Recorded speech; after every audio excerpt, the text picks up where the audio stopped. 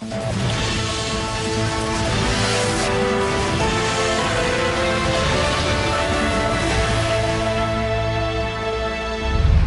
if I told you there was something your son or daughter, or maybe a neighbor or a coworker, was more likely to die from than a car accident?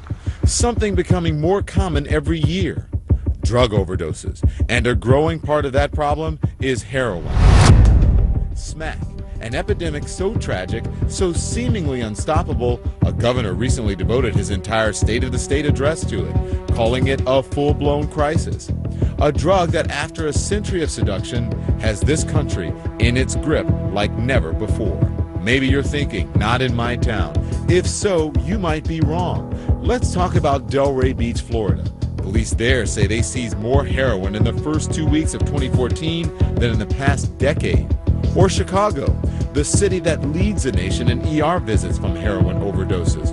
Or Long Island. Heroin is a natural disaster, taking out Long Island's young people left and right. Or Maryland, where a toxic blend of heroin has left 37 people dead since September, while the same recipe killed 22 in the last week of January in Pennsylvania. A 19-year-old user overdosed on that batch more than once, but told CNN he and other junkies knew it was deadly and were actually seeking it out. When somebody knows that there's, heroin bags out there that are killing people or making them overdose, they're like, well, we know those are the good bags, and that's what everybody wants to go back doing. Good evening, everyone. I'm Don Lemon. Thank you so much for joining us. This is a special edition of the CNN Newsroom, Heroin, Century of Seduction. And of course, the reason heroin is in the headlines is the death of Philip Seymour Hoffman. Celebrities like him or Glee star Corey Monteith, who died from an overdose last year, prove anyone of any age, any sex, any race is vulnerable to heroin, a drug where the number of addicts doubled between 2002 and 2012. Can anything be done to stop this epidemic? I want to talk now with three men who know more about heroin abuse and addiction than most people. William Moyers, he is the Vice President of Public Affairs at the Hazelden Clinic, one of the country's leading treatment centers. David Cohen is a clinical director with Hazelden, and Bob Forrest is a musician, addiction specialist, and the author of Running with Monsters. Some of these gentlemen I've spoken to before. All of you have fought addiction. So David, here's my question. You were in a coma. For 5 years after that. You didn't go straight for 3 years. 5 days, excuse me. You were in a coma for 5 days. For 3 years after that, you didn't go straight for 3 years. What was the thing that stopped you from coming clean initially?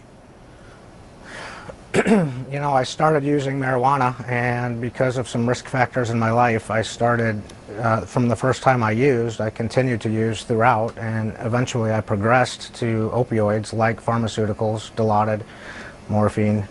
By the time I had started heroin, which was on my 21st birthday, I had already been a full-fledged addict, and so the coma was just a bump in the road for me. I barely made it into adulthood. That was on my 21st birthday, on October 2nd. On October 6th, when I awoke, my brain was not fully functioning. I had a business, I was in school, nothing was connecting, and I was demoralized. I lost all confidence to move forward and just went right back to what I knew, which was getting high. And so I did that for many years. It sounds like opioids. Many people go from opioids to doing heroin. Bob, you fought addiction for years too. What kept you from coming back? I mean, why couldn't you kick it? Well, I was kind of a spoiled, entitled, bratty kid, and I just, with my own addiction, it just was a part of who I was. Nobody could tell me anything. Nobody could reason with me. I went to Hazelden in 1988, 9, I think, and I remember being the youngest person there and just thinking like, well, what am I doing here? There was no reality that could pierce my insanity, and that's typical of a lot of addicts. Yeah. William, I want to go to you now. Switzerland gives free heroin to addicts to eventually try to wean them off of the drug. It is controversial, but the public supports it there. What do you think about that approach? Well, I'm not an expert, Don, on whether it's a good idea to use drugs to treat drugs as a societal problem and solution, but I do know that We, as a nation here in the United States, have fought a war on drugs for 200 years, a war that has largely failed, in part because it does not see addiction, whether it's addiction to opiates or marijuana or alcohol, as the #1 health problem. And so I feel that, trying to embrace the problem as a healthcare problem and not a criminal justice problem or any other problem, but want it for what it is, a healthcare problem, is a first step. How that then proceeds is really up to the individual who struggles with addiction, and really up to the case managers, the doctors, and the social workers who are working with those people. But it's clear that addiction is a disease, it's treatable, and recovery works, but simply jailing people or simply giving them drugs in lieu of other drugs is really not a comprehensive or effective approach. I want to ask you, because you mentioned healthcare, because part of Obamacare requires outpatient counseling to be part of insurance plans. How big do you think that is for addicts? Well, it's a huge step in the right direction because, as we talked about earlier, addiction is a treatable illness and recovery is possible. Your other guests have recovered from it because of treatment, and I have too. I'm in long-term recovery, not from opiate addiction, but from addiction to alcohol and other drugs, including cocaine.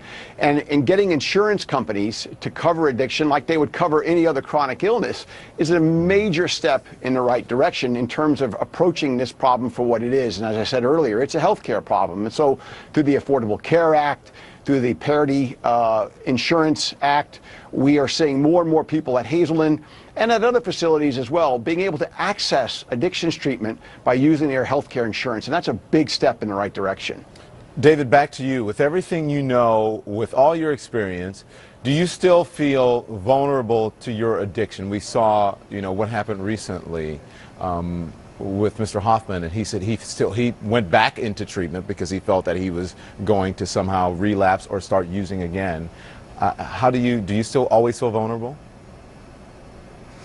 Yeah, addiction is marked by an obsession of the mind, a physical allergy, and underneath that is this restless, irritable, and discontentness. And today I'm not so much dealing with the obsession to use or to drink, and I'm not dealing with the allergy because I haven't put it in my system in over 17 years. But again, underneath that, there's this restlessness, irritability, and discontent that on a daily basis, I need to keep that in check, or certainly I will be vulnerable to return to active addiction. I'm by no means cured.